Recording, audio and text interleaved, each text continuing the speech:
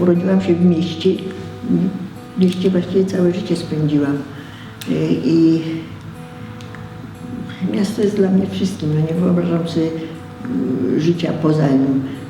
Wtedy, kiedy Niemcy nas wyrzucili z Warszawy po powstaniu warszawskim i po obozie i po wszystkim, mieliśmy różne możliwości. Mogliśmy się zatrzymać w którymś z miast Polski zachodniej, w Sosnowcu na przykład, gdzie Niemcy wszyscy wzięli i zostawało pustych na masę mieszkań i pustych tych, i można było iść do szkoły i można było znaleźć pracę i wszystko. Myśmy jednak cały czas tylko do Warszawy i do Warszawy, do swojego miasta. I wiedzieliśmy, że wracamy na kupę gruzów, bo przy nas to wszystko się waliło. I wróciliśmy do Warszawy.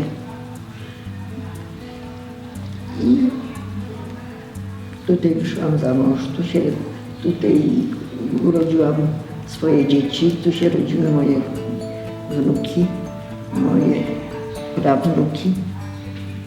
I Warszawę kocham, Warszawa jest wszystkim. W tej chwili nie jest tak piękna, jak była, kiedy wybuchła wojna. Ta wojna to była oczywiście perełka. To miasto piękne było.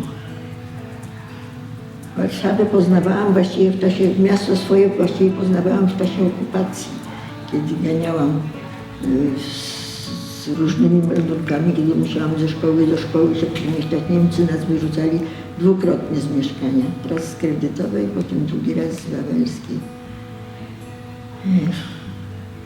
Z Kredytowej nas wyrzucili dlatego, że dwie szkoły, przy których żeśmy mieszkali, Gimnazjum Reja i Gimnazjum Wazówny, zajęli jako szpitale dla swoich rannych, a potrzebowali mieszkań dla służby szpitalnej i wyrzucili sąsiedni dom, czyli nas wyrzucili w styczniu 1940 roku. Dostaliśmy z trudem wtedy mieszkanie na Wawelskiej lub Logera, ponieważ do Warszawy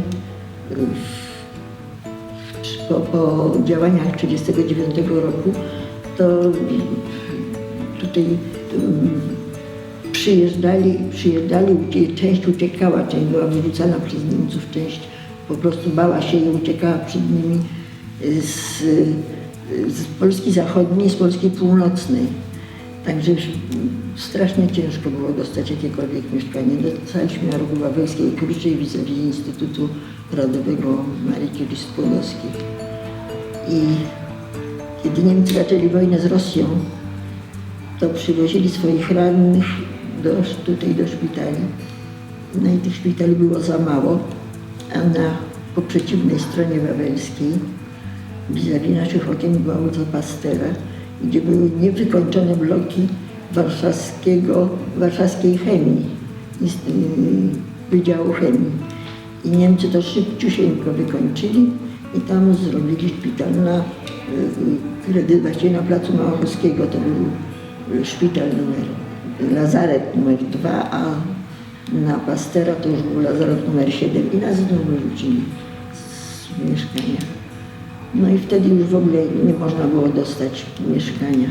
Ale w tym samym czasie zostało zlikwidowane małe getto w Warszawie. I wprowadzili nas do tego małego getta, na rogu Siennej i Sosnowej. Jeszcze mur getta stał, kiedyśmy się tam wprowadzali. To w ogóle był koszmar. Ale Warszawy nigdy bym nie opuściła. Tu się urodziłam, tu się wychowałam, tutaj. To jest moje miasto. Janina Borkowska.